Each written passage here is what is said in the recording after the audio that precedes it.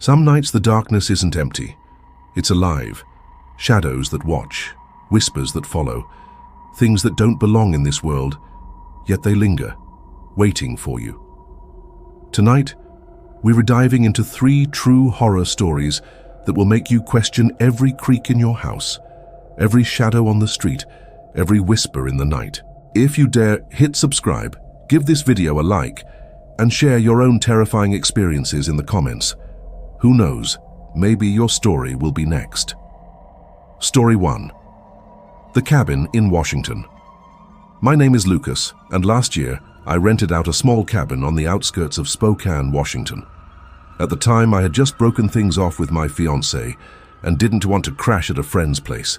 I needed space, quiet, somewhere far enough away that nobody could just drop by. The guy who rented it to me, I'll call him Mr. Grant, barely spoke when he handed me the keys. All he said was, "Lock the back door at night.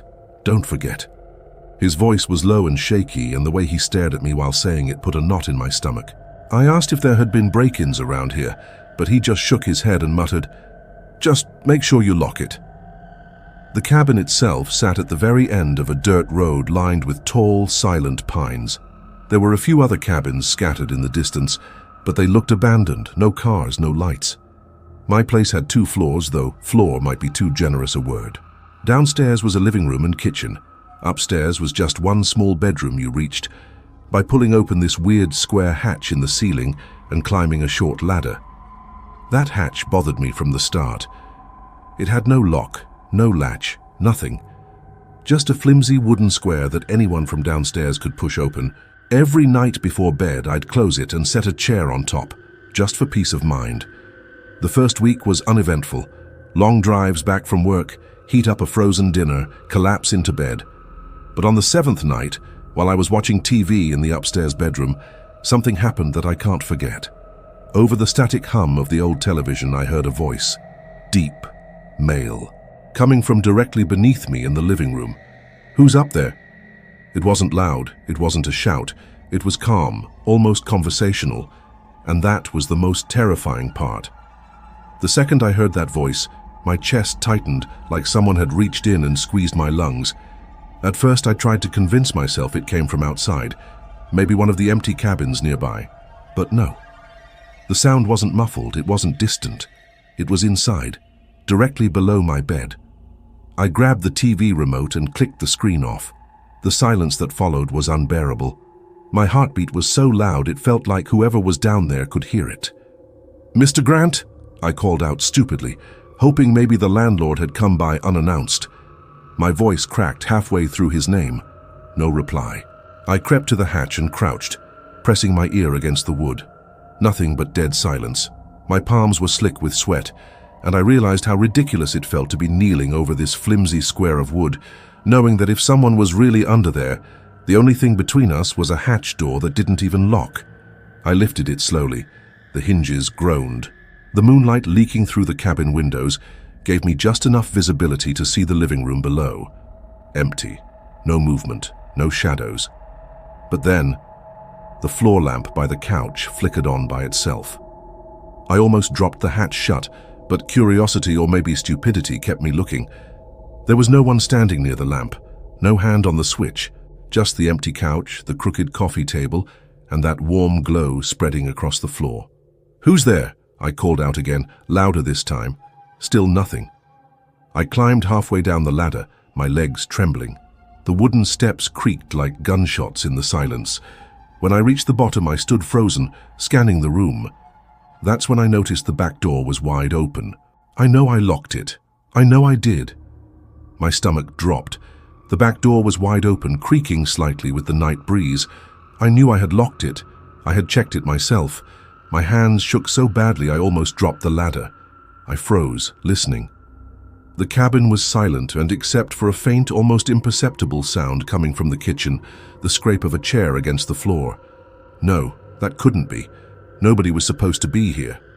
Heart hammering, I grabbed a flashlight from the counter and aimed it toward the kitchen. The beam caught something moving, a shadow slinking behind the doorway, disappearing too fast to make out.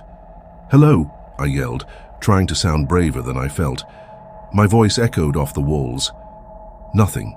I took a step forward, then another, and that's when I heard it, heavy breathing right behind me. I spun around, nothing, just the hallway leading to the bathroom. I was trapped in that small cabin alone, or so I thought. I backed up toward the ladder, gripping the flashlight like a lifeline.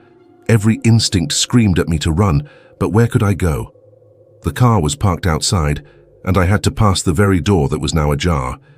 Then I heard it, a low guttural chuckle from the living room. Not just a laugh, something that sounded wrong, inhuman. My skin crawled. I realized with sinking horror that whoever or whatever was in the cabin had been watching me the whole time, waiting. I didn't even think about grabbing the phone. I didn't want to make a sound, I just froze.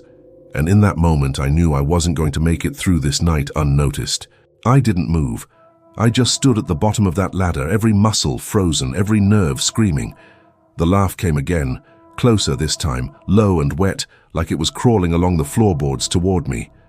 I swallowed hard, trying to steady my breathing. My flashlight flickered, and in that instant I saw him. A man, standing in the corner of the living room.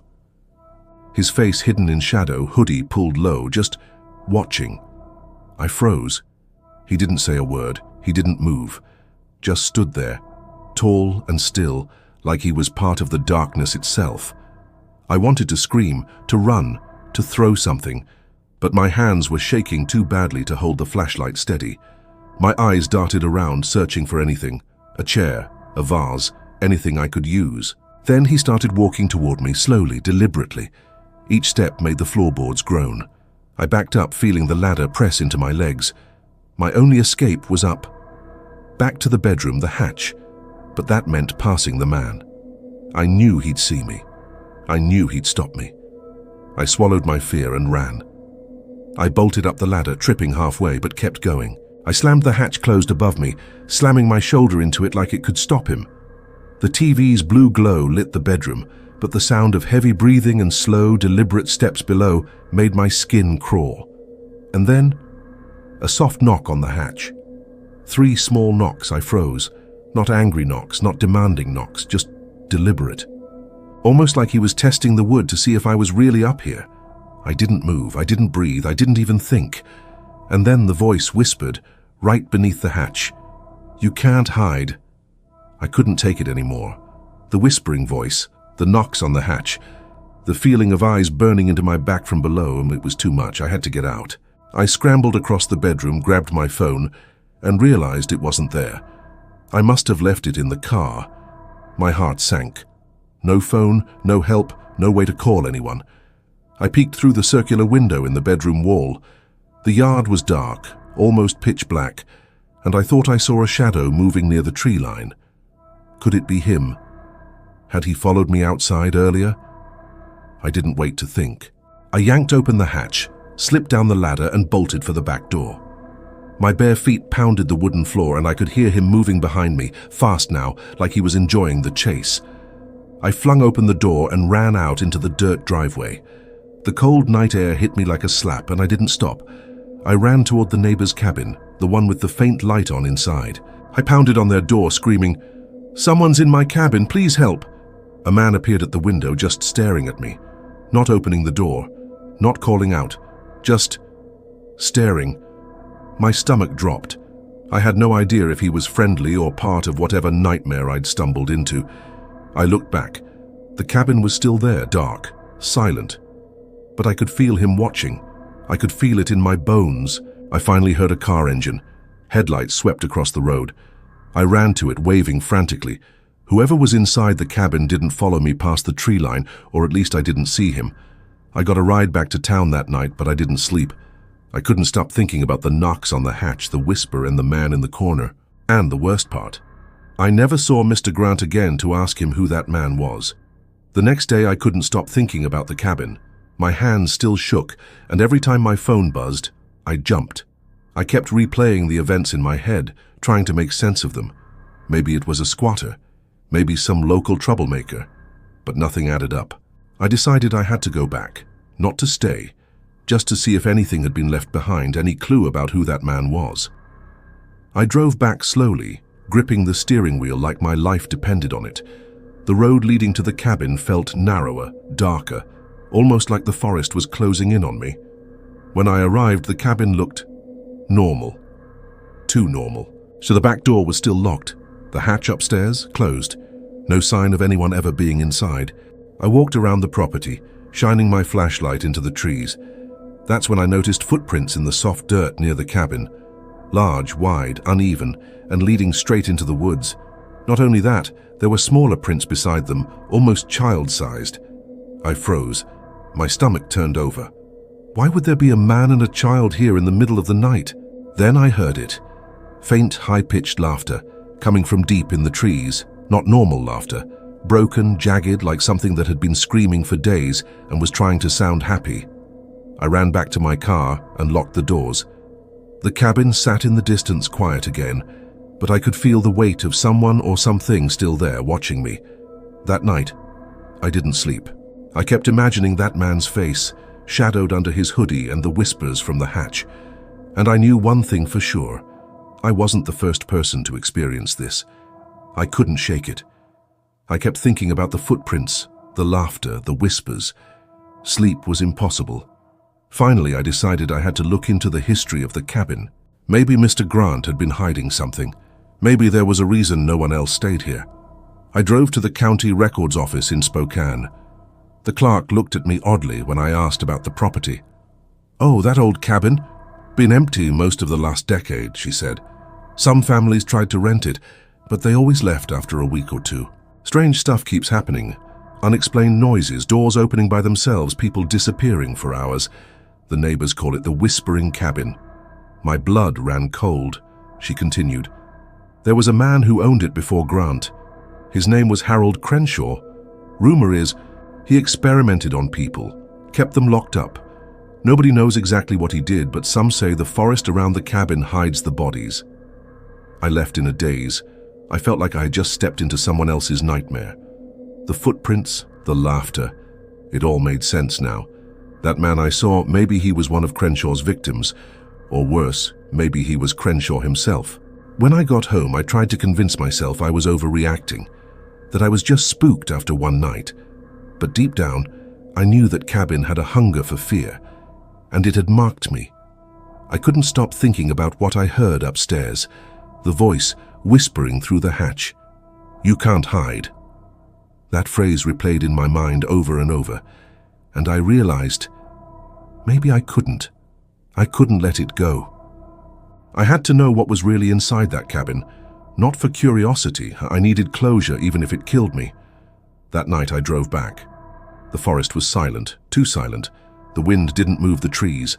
The dirt road leading to the cabin seemed longer, darker, like the woods themselves were warning me to turn back. When I arrived, the cabin looked different. The door was wide open again. No footprints, no sign of life. But the air felt heavy, thick, like I was walking into something alive. I stepped inside, flashlight trembling in my hand. The living room was empty, the couch in its usual place. I called out, my voice echoing, "Hello?" Nothing. Then I heard it. The soft creak of the hatch above me. I froze. My heart was pounding so loud I thought it would wake the entire forest. The hatch opened slowly. A shadowy figure appeared at the edge. I could see just the outline. A tall man, head low, hoodie concealing his face. I stumbled backward, almost falling. The man started to descend the ladder, deliberately slow, each step making my stomach drop. I ran toward the back door. My flashlight caught something on the floor. A single muddy footprint, but it was huge, and next to it a smaller one like a child's. The man was halfway down the ladder. He didn't speak. He didn't even move quickly. He just watched, and I realized in horror that he wasn't human. Not entirely. His movements were wrong, jerky, like a puppet being pulled by invisible strings. I yanked the door open and ran into the night. My car was parked at the edge of the driveway, headlights off. I jumped in, slammed the door, started the engine, and drove without looking back. As I sped away, I could still feel him watching from the window, his silhouette frozen in the cabin doorway, as if the forest itself had birthed him to guard that place. And in my rear-view mirror, I thought I saw a small shadow following the car, darting between the trees. I was speeding down the dirt road, headlights cutting through the fog, hands gripping the wheel so tightly my knuckles turned white. My chest was pounding, every nerve screaming that he was still out there. Then I saw it, movement in the rear-view mirror. At first I thought it was a trick of the headlights, but it wasn't. A dark figure slipping between the trees, keeping pace with my car. Too fast, too silent. I slammed on the brakes, heart in my throat. The figure stopped at the edge of the road, then crouched low and disappeared into the shadows. I kept driving. Every turn, every curve, I half expected him to appear in the middle of the road, or worse, inside the car. My mind raced. Was it even human? Or was it something left behind by that cabin? Something that hunted fear itself? I finally reached the main highway, lights from distant cars offering a brief sense of safety. I called a friend, told him everything. The cabin, the hatch, the voice, the footprints. He laughed nervously at first, thinking I was exaggerating, but then he paused. "Lucas, that cabin, that place has a history. People say no one leaves without seeing something, something that follows them forever." I felt the blood drain from my face, because at that exact moment, in the reflection of my rearview mirror, I thought I saw the hooded figure standing in the middle of my lane, watching me as I sped away. I slammed the accelerator, swerving, heart pounding, adrenaline screaming. By the time I reached my apartment, I thought I'd lost him, but the feeling of being watched didn't go away, and it hasn't. Not for a single night since. I thought leaving the cabin behind meant leaving the fear behind. I was wrong. Weeks later, I was at home in Spokane, trying to rebuild some sense of normalcy. I kept my doors locked, lights on, but I still felt it, the watching. Sometimes in my peripheral vision, a shadow would flicker across the room, disappearing the instant I turned my head. Then came the phone calls. No caller ID, no voice, just heavy breathing at first. Then whispers. That same voice I had heard through the hatch. "You can't hide." I tried to block it, changed my number, even stayed at a friend's house for a few nights. But it didn't matter. One night, I woke up to a sound at my window. My bedroom faces the street, but it was dark and empty outside, except for a single silhouette. Tall, hooded, unmoving, just standing there. I swear I could hear the faintest scrape of footsteps behind me. I didn't move. I didn't breathe. The next morning, I went to check my car. Scratches lined the hood. Big ones. Deep, deliberate. And in the dirt driveway, two sets of footprints. One massive, one small. I don't know who or what it was. I don't know if it's still following me. All I know is that cabin didn't just exist in the woods of Washington. It followed me home. And now, every time I close my eyes at night, I hear that same low, guttural whisper echoing in my mind. You can't hide. I've never gone back to that road. I never will. But the fear never leaves. Story 2. The Midnight Bus in Ohio. My name is Madison, and back in 2017 I worked the night shift at a diner in Cincinnati, Ohio. I didn't have a car at the time, so I relied on the last bus every night, the 2:15 a.m. route through the outskirts of the city. Normally it was quiet, sometimes a drunk guy or two, but mostly empty. One night I boarded the bus like usual. Only one other person was there, sitting all the way in the back. At first I thought she was asleep, slumped over with her head tilted to the side. Her long hair covered her face, and the dim bus light barely touched her features. I chose a seat in the middle, near the window, thinking I'd just zone out for the 10-minute ride home. The bus rolled forward, streets deserted, streetlights flickering. But something felt off immediately. About halfway through the route, I glanced back. She was sitting upright now, staring straight at me, eyes wide, unblinking. I froze. My stomach sank.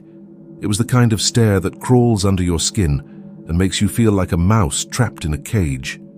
I turned back toward the window, trying not to look, but the feeling didn't go away. Then, slowly, I saw her move. She wasn't walking, not exactly. She seemed to glide forward, moving 2 rows closer without making a single sound. My heart started pounding. I considered jumping off at the next stop and walking home, but the bus was on an empty stretch and the streets were pitch black. I gripped my bag tightly and stared at the floor. I wanted this ride to end. I wanted it to just be a bad dream. But it wasn't. I kept my eyes glued to the floor, hoping she would just stay in her seat, but I couldn't shake the feeling that something was wrong. Every time I glanced up, she seemed closer. Not just physically closer, closer in a way that made my chest tighten, like she was reading my thoughts, like she knew everything about me. I tried to focus on the streetlights flashing past, pretending they were normal, but then I heard it, a whisper so soft I almost didn't catch it. "You can't get off." I froze. My blood ran cold. The bus was empty except for her, the driver, and me. That voice came from her. It wasn't normal, not human. It was sharp, jagged, scraping across my ears like fingernails on metal. I started panicking. I couldn't just sit there. The next stop was coming up, but I had to make sure she wouldn't follow me. I moved toward the back, trying to see her face. Her head snapped up, eyes wide, mouth slightly open, like she was smiling at something only she could see. She tilted her head, unnaturally, almost like it didn't belong to a human body. The bus slowed to a stop, and I bolted for the door, shoving past a few empty seats. My hands were shaking so badly I almost tripped. I jumped off into the dark street. I turned back just in time to see her, standing at the back door of the bus, not moving, just staring at me with that unblinking gaze before she vanished into the shadows. I ran home that night faster than I ever had. But when I tried to sleep, I could still see her face in the darkness of my room, eyes wide, unblinking, following me. Following. I thought I had escaped her on the bus, but that night as I lay in bed I felt it, the same presence. My apartment was small, nothing unusual about it, but every shadow seemed heavier, every creak of the floorboards louder. I convinced myself it was paranoia, until the next night. I took the bus again, reluctantly. I didn't want to, but I had no other way home.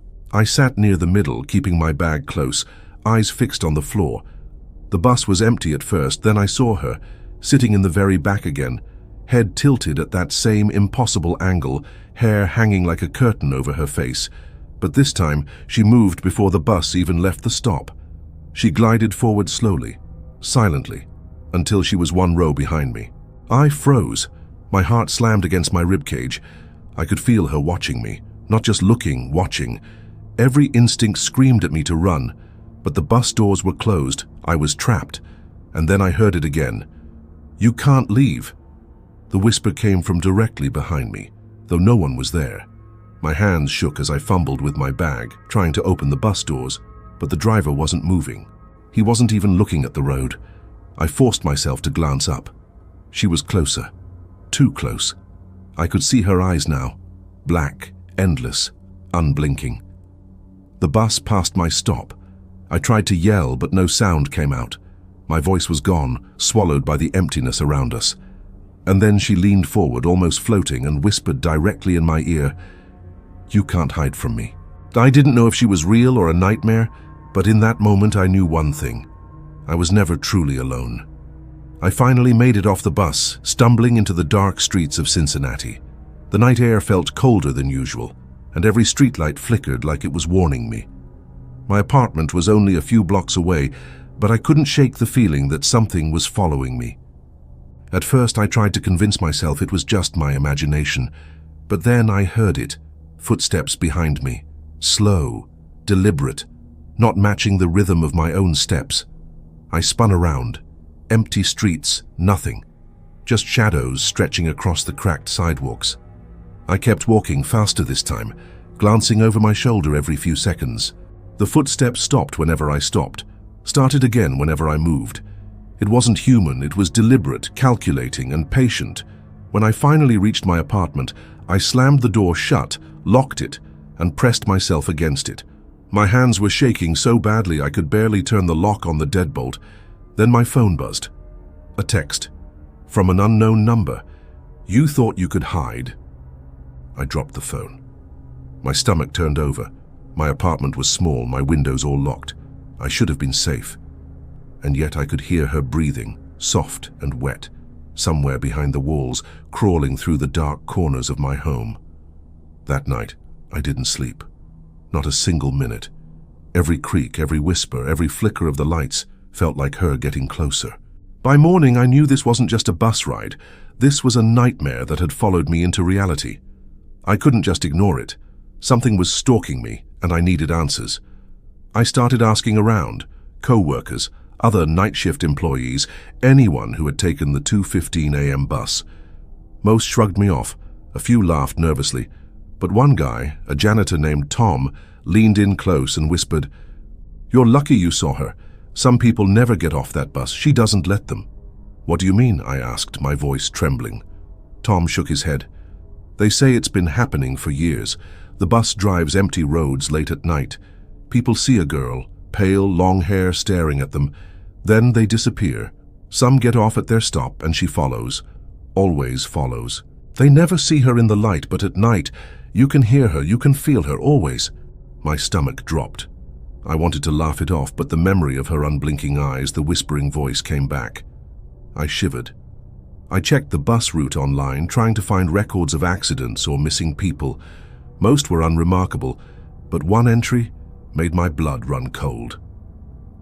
March 2014, a woman, 19, vanished from the 2:15 a.m. bus route. Bus was empty, except for the driver. No traces, never found.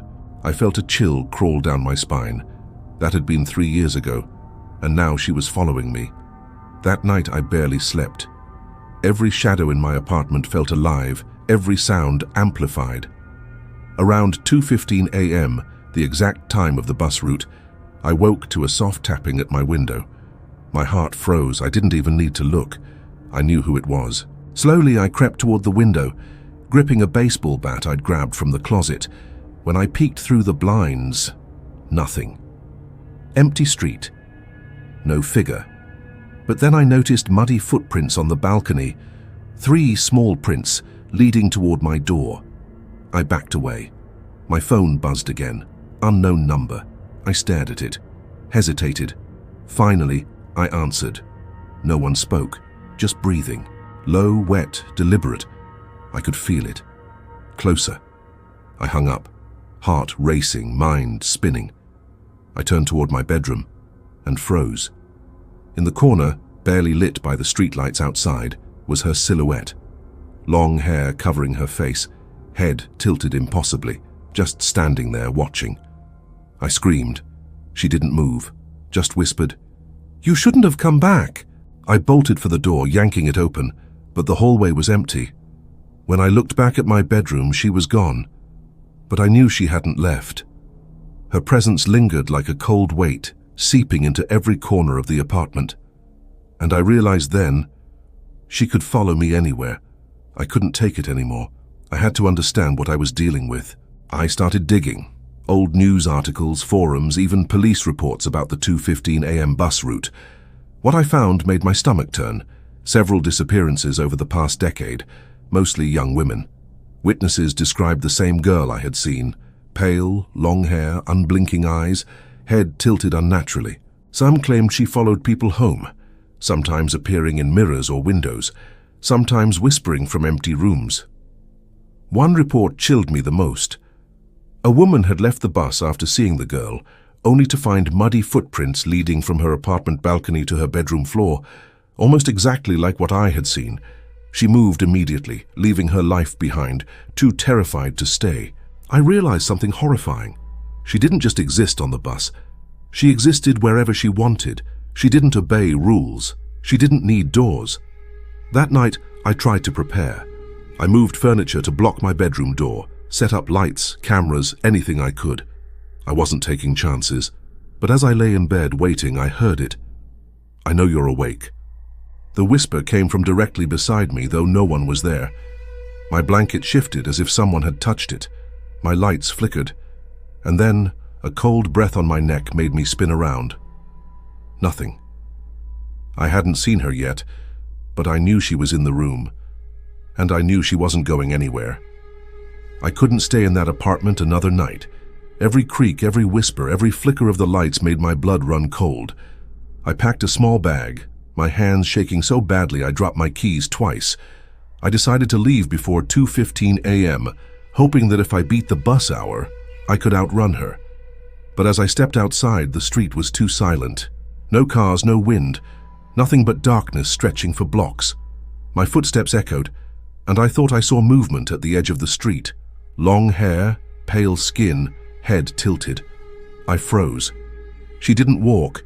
She glided, too fast, too silent, closing the distance with every heartbeat.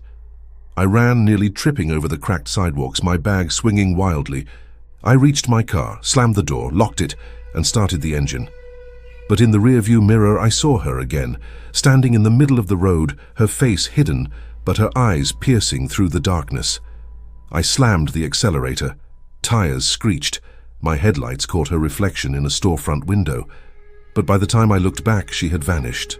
I drove aimlessly through the city for hours, trying to convince myself it was a hallucination, a product of exhaustion and fear. But deep down, I knew it wasn't. Because even when the streets were empty, even when I was surrounded by light, I could feel her, watching, waiting, patient. By now I wasn't just scared, I was terrified. Every street, every corner, every shadow felt like her. I couldn't go outside, couldn't sleep, couldn't focus. Even the police didn't believe me. They said there was no one on the bus, no reports of suspicious activity that night. But I knew what I saw. I knew what followed me. One night, around 2:15 a.m., I heard it again. The whispering, this time in my own bedroom. "You can't run." I jumped out of bed, shaking, and turned on every light. My apartment felt smaller, suffocating. Then I saw it, her silhouette in the corner, head tilted, eyes black and endless. I screamed. She didn't move. She didn't need to. Her presence was suffocating, oppressive, a weight pressing down on me, making it impossible to breathe. I ran out the apartment onto the streets. It didn't matter where I went. Every turn, every alley, every empty lot, I could feel her behind me, watching, following, waiting. And then I saw something that made my stomach turn to ice. In every reflective surface, windows, puddles, mirrors, there was her face staring back at me, no matter where I went. I realized then the horrifying truth. She didn't just haunt the bus. She didn't just follow me at night. She existed wherever I existed, no escape, no safety. I had no choice. I couldn't live like this, constantly looking over my shoulder, constantly hearing whispers in the dark. I decided to leave Cincinnati, anywhere, just to escape her. I packed everything I could carry and drove through the night, heading east, away from the bus route, away from the city. For a while it seemed like I was safe. The streets were empty, the shadows normal. Then, as I reached the outskirts of a small town, I pulled into a motel. I locked the door, checked the windows, and tried to breathe. But when I looked at the mirror across the room, she was there, standing behind me, head tilted at that impossible angle, eyes black, unblinking. I spun around. Empty room. I backed up slowly, heart racing. Every reflection in the room, the TV screen, the bathroom mirror, even the silverware on the dresser, showed her, silently watching, always patient. I realized then that I wasn't just being stalked, I was being hunted, and no matter where I went, no matter how far, she would always find me. The whispers never stopped. "You can't hide. You can't run. You belong to me now." I didn't sleep that night. I haven't slept properly since, and I know one thing for certain. She's still out there waiting for the next bus, waiting for the next person she can follow home. And maybe she's coming for you next. Story 3. The Stranger at the Window. My name is Dylan, and I live in a quiet suburb in Madison, Wisconsin. I thought my life was normal. Stable job, quiet neighborhood, friendly neighbors. That was before the night it all changed. It was a Friday evening in October 2019. I was working late at my tech job, finishing a project that had taken weeks. By the time I got home, it was nearly 11:30 p.m. The streets were empty, the leaves rustling in the cold wind. I unlocked my front door and stepped inside, locking it behind me. Everything seemed normal at first. I made a sandwich, poured a glass of water, and sat down to watch TV. That's when I noticed movement in the window across from my living room. At first I thought it was a trick of the streetlights. But then I saw a figure standing outside just beyond the glass, completely still. Head tilted slightly, hands pressed against the frame. I froze. My heart was pounding. I stepped closer, and the figure moved just a little, matching my movements. I whispered to myself, it's probably a neighbor, someone walking by. But the street was empty. No cars, no people, nothing. I backed away slowly, heart in my throat. The figure stayed. And then it raised a hand, slowly, deliberately, and tapped once on the window. I froze, staring at the figure through the glass. My mind raced. Who was this? A prank? A stalker? Someone who had been watching me for days? Then it moved again, slowly, deliberately, stepping to the side of the window, out of the glare of the streetlight. My stomach dropped. I could feel its eyes on me even without seeing them clearly. I grabbed my phone, dialing 911, but as I reached for it, the figure vanished from the window. My pulse raced. Had it gone, or was it hiding, just waiting? I crept toward the door, carefully locking it again, triple-checking every window. Everything seemed normal. Too normal. I turned back toward the living room and froze. There, inside the house, standing near the kitchen doorway, was a shadow. The silhouette was tall, with its head tilted unnaturally, and it was perfectly still. I couldn't scream. My voice caught in my throat. My heart pounded like a jackhammer. It felt like the air itself had grown heavy, pressing down on me, whispering a wordless warning. I backed away, bumping into the coffee table. Then it moved, slowly. One deliberate step toward me. I bolted to the phone and tried to call 911 again. No dial tone. Dead. Panic consumed me. I grabbed a kitchen knife, my only defense, and stood frozen. The shadow stopped, head tilting slightly, watching my every move. I realized then that this wasn't a stranger outside. It had already gotten inside. I gripped the knife like it could save me, though I knew it probably wouldn't. My apartment, once familiar and safe, felt alien and suffocating. Every shadow seemed alive, every creak of the floorboards amplified. The figure didn't move at first. It just stood there, head tilted at that impossible angle, watching me. I could feel its presence pressing in from all sides. My chest tightened. I could barely breathe. Then, slowly, it took a step forward. Another. The movement was jerky, unnatural, like it didn't belong to a human body. I backed away toward the hallway, my mind racing. Where could I go? The front door was locked. The windows were shut. There was no escape. And then I heard it. A whisper, faint but clear, coming from directly behind me. You shouldn't have ignored me. I spun around. The shadow had moved impossibly fast, now standing just a few feet from me. Its face was still hidden in darkness, but I felt its eyes piercing through me. I ran. Down the hallway toward my bedroom, hoping to lock myself in.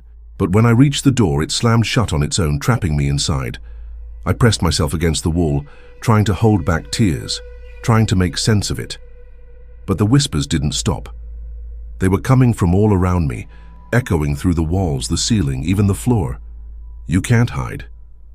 You belong to me now. And then I realized, and it wasn't just stalking me. It had been inside my apartment the entire time, waiting. I couldn't stay in the bedroom.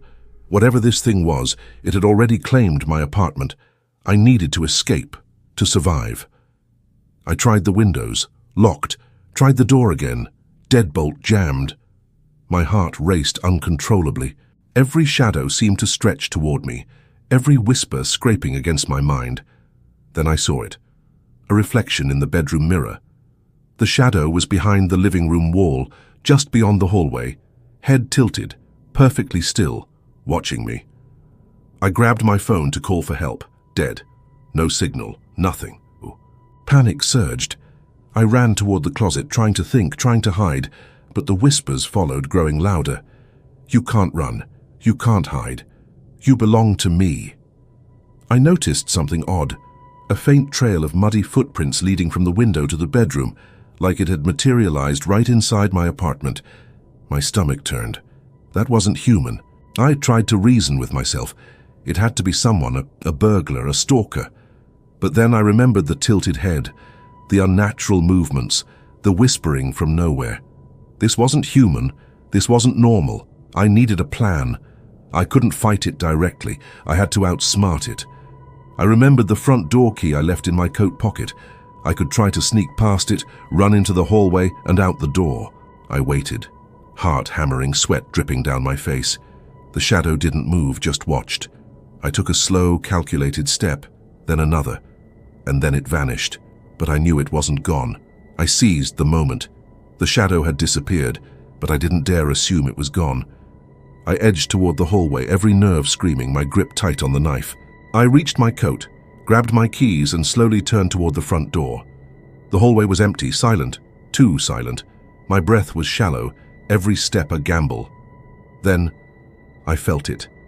A cold weight on my shoulder, freezing me in place. I spun around. Nothing. I bolted, slammed the door open, dashed down the stairs, and ran into the street. The night was still. No wind, no cars, nothing but the faint glow of streetlights. I reached my car, hands trembling so badly I could barely unlock it. I jumped in, slammed the door, and started the engine. The relief was short-lived. In the rearview mirror, I saw a figure standing at my apartment window, head tilted unnaturally, watching me. Its presence was almost physical, pressing into my chest like I couldn't escape it. I floored the gas pedal, tires screeching, heart hammering. I didn't stop until I reached a nearby 24-hour convenience store. I called the police, breathless, crying, terrified. When they arrived, I drove them to my apartment. The place was empty. No sign of forced entry, no footprints, no shadow, nothing. The officers shrugged it off as stress, exhaustion, maybe a prankster, but I knew better. Because as I watched from the car, I saw a single shadow move across the apartment balcony, watching, waiting, patient. And I knew it would never stop following me. I thought leaving my apartment would give me safety. I thought driving miles away, sleeping in motels, or even staying at friends' houses would break the nightmare. I was wrong. It followed me. At first it was subtle, a shadow flickering in the corner of my vision, reflections in windows that weren't there, doors I knew I had locked creaking open. Then came the whispers, low, deliberate, echoing in my mind. You can't hide. You belong to me. I tried to ignore them, to rationalize it. Stress, exhaustion, anxiety. But the sense of being watched never left. Even in broad daylight, I could feel eyes burning into my back. One night I woke up to scratching at my bedroom door. Slow, deliberate, almost playful. I froze, too terrified to move. The scratching stopped, then resumed at the window. A single tap, like it was testing the limits. I grabbed my phone to call anyone, friend, family, police, but it was dead. No signal, no battery drain, nothing. I realized the horrifying truth. It didn't need to be outside to scare me. It could exist anywhere I was. It could reach me anywhere. By morning, I hadn't slept. The whispers were gone, but the weight in the room remained, pressing down like a living thing. And I knew I wasn't just being watched, I was being hunted. I couldn't live like this anymore. I had to understand what I was dealing with. I started researching missing persons, local legends, and reports of strange intrusions in Madison. What I found made my blood run cold. Decades of disappearances in the neighborhood, mostly young men and women, all reported seeing a figure with long hair, tilted head, and unblinking eyes. Many had claimed it appeared in their homes after being seen outside a window or on the street at night. One case was almost identical to mine. A man, 2012, living alone in the same suburb. He reported scratches on his door, whispers in the night, and muddy footprints leading to his bedroom, just like I had seen. A week later, he vanished. No trace. It wasn't human. It wasn't bound by doors or windows. It followed its targets, invading every corner of their lives. And I realized with a sinking dread, it had marked me. That night I woke to my phone buzzing, an unknown number. I hesitated, then answered. You shouldn't have ignored me. The voice was cold, low, and unmistakable. My blood ran ice cold. It didn't just know I was awake, it knew everything. I couldn't stay in one place, I couldn't trust anyone. The entity wasn't just a threat outside. It was inside my life, inside my mind.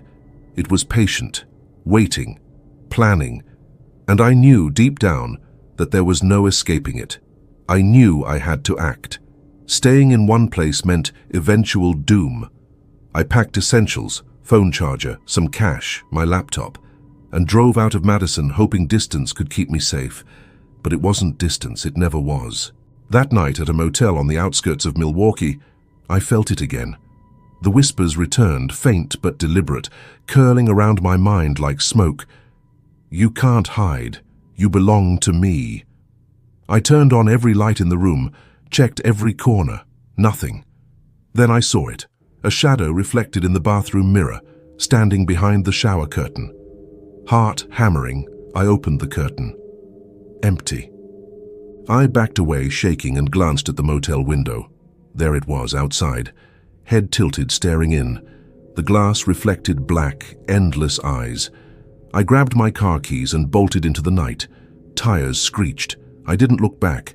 Every turn of the road, every shadow in the trees, I could feel it moving with me, silent, patient, omnipresent. By 3 a.m., I parked in a 24-hour diner, trembling, exhausted, thinking maybe daylight would save me. I glanced out the window. Empty street. And then I saw a single figure reflected in the diner glass behind me, standing, watching, head tilted at that impossible angle. I realized then it didn't care about night or day. It didn't care about walls or locks. It followed me everywhere, and there was no escaping it. By now I wasn't just terrified, I was paralyzed with fear. Every shadow, every reflection, every subtle sound made my skin crawl. I could no longer distinguish reality from the whispers that had invaded my mind. That night I returned to my motel room, hoping to rest for even an hour, but the air was thick, oppressive, almost breathing with me. And then I saw it, standing at the far end of the room, its head tilted at that impossible angle, eyes black as void. I froze. The knife in my hand felt useless. Every instinct screamed to run, but the room had shrunk, walls closing in around me. It started moving, slow, deliberate, gliding across the floor. Each step echoed, though I could see no feet. "You can't escape," it whispered, voice crawling into my mind, bypassing ears entirely. "You belong to me." I ran toward the door, praying it wouldn't intercept me. It did. Out of nowhere, it blocked the exit. My heart hammered against my ribs. The room grew darker, shadows stretching and twisting unnaturally. I stumbled backward, knocking over chairs, furniture, anything I could. It followed, always silent except for the voice echoing inside my head. I realized something horrifying. It didn't just want to scare me. It wanted to own me, to erase every trace of normal life and replace it with its presence. I bolted to the bathroom, locking the door, but the whispers were inside too, pressing against the walls, rattling the tiles, breathing through the cracks. I had no plan, no hope, only a single terrifying truth. There was no escaping it. I don't know how long I sat in that bathroom, trembling, waiting. Every creak of the motel, every shadow cast by the flickering fluorescent lights felt like it was inching closer. Eventually, I forced myself to move. I needed to leave, to drive anywhere, anywhere that might feel safe. I opened the door. Empty hallway. Relief. I ran to my car, started the engine, and drove without looking back. The road blurred beneath me. For hours I told myself I had escaped. And then I saw it. Standing on the side of the highway, just beyond the glow of the streetlights, head tilted, unblinking eyes locked on me. My stomach turned to ice. I floored the gas pedal. Tires screeched. I didn't stop until I reached a small town hundreds of miles away. I booked a motel, convinced myself it would be enough. I woke in the middle of the night to a sound I will never forget, tapping at the window, slow, deliberate, patient. I don't know how it got here. I don't know what it is. I only know that it can follow you anywhere. Walls, locks, even miles of distance don't matter. And now I realize something far worse than death. I will never be alone again. Even as I write this, I can feel it watching, waiting. And maybe it's coming for you next.